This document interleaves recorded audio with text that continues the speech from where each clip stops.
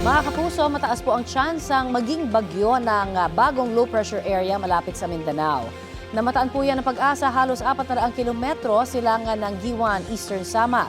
Sa latest forecast ng ahensya, posibleng tawirin ng LPA ang Southern Luzon, Visayas area sa mga susunod na oras. Sa darating na Miyerkules, posibleng nasa West Philippine Sea na ito at maging tropical depression.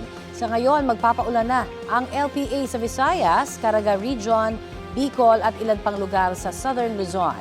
Hanging habagat naman ang makakaapekto sa ilang bahagi ng Mimaropa Region, habang tayo dito po sa Metro Manila at sa nalalabing bahagi ng bansa ay mas makakaasa ng maayos na panahon, pero posible pa rin po ang mga local thunderstorm lalo mamayang hapon o gabi.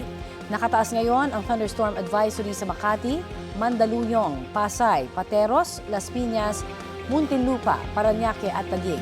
May kaparehong babala rin po sa ilang panig ng Laguna, Batangas, Cavite, Bataan, Quezon Province at Zambales.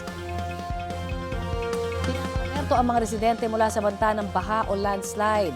Tatagal ang thunderstorm advisory hanggang pasado alas 12 ngayong tanghali.